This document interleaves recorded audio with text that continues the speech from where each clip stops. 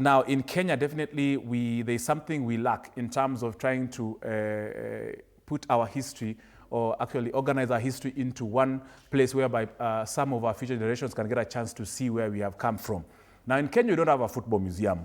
Unless we have one and I'm not aware where it is, however, or maybe it's in the shelves somewhere, gathering dust. However, in Morocco, they already have a football museum, complete with their history from the early 1800s to the 1900s, early 1900s, till just recently in the tournaments I participated in. They actually have archived the kind of boots they used to play back in the 18 and the 1900s. They have archived their jerseys, their footballs, everything, their trophies they have won all along from the 1800s to the 1900s. That, of course, is at the Royal Moroccan Football Museum, stationed at the headquarters of the Royal Moroccan Football Federation in Saleh. This is the report I managed to get from that particular city. The Moroccan Football Museum is located on the ground floor of the Royal Moroccan Football Federation headquarters in Saleh City, and it brings to life the rich history of Africa's powerhouse. Our tour kicked off at the special exhibition, which is dedicated to Morocco's FIFA World Cup history for both the men's and women's teams. I am taken through the key moments from the country's World Cup debut in 1970 to the recent 2022 extravaganza in Qatar. I remember watching the 2022 World Cup semi-final between Morocco and France in Westlands, Nairobi with my Moroccan friends. And here I am in close proximity with the balls, jerseys, gloves, boots, trophies and medals. They even went further to gather all newspaper stories, hard copy and online from across the world, which featured their top four finish. Football in Morocco has always been supported and backed by the kings of Morocco, all the kings of our history.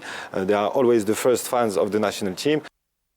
From the temporary exhibition, we shifted our lenses to the permanent section, which is divided into 6 spaces. The first one presents a unique vision kickstarted by 3 monarchs who used sports as a tool for social unity and national progress. The next theme honors early football pioneers who laid the groundwork for Morocco's rise in global sports. The Land of Excellence section highlights Morocco's greatest outcomes, historic victories, shattered records, and unforgettable moments of national teams and clubs from the 1950s to the present.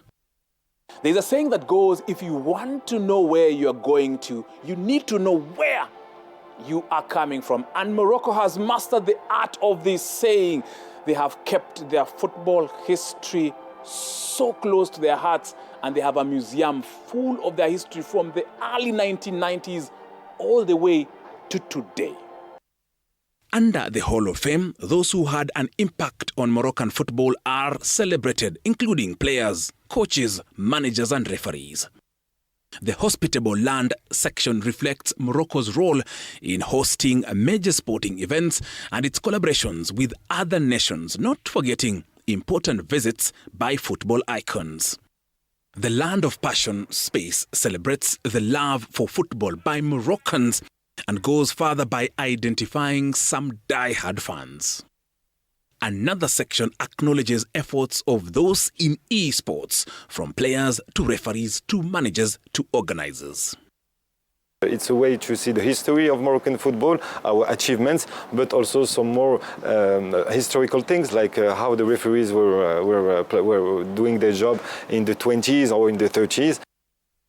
In early 2025, the doors of this museum were officially opened to the public thanks to the partnership between the Royal Moroccan Football Federation and the National Museums Foundation. Saturdays and Sundays are ideal for your next visit between 10 a.m. to 6 p.m.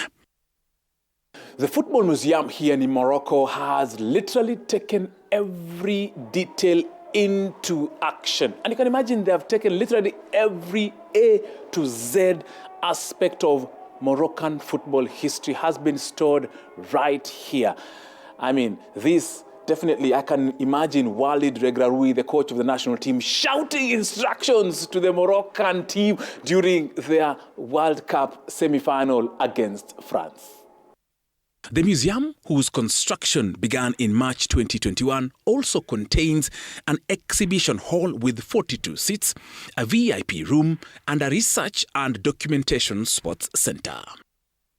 His Majesty King Mohammed VI is committed to conserving and enhancing Morocco's historical, cultural, and sports heritage.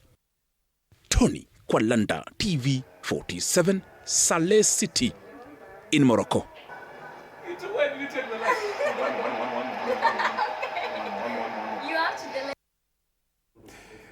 That's, of course, me in Saleh. Yes, it was very important for me to visit that. So you can see a proper football museum. In Kenya here, from what I know, of what I've gathered, I might be wrong, but I know I'm very 100% sure. I mean, let me put it at 98% sure we have no football museum.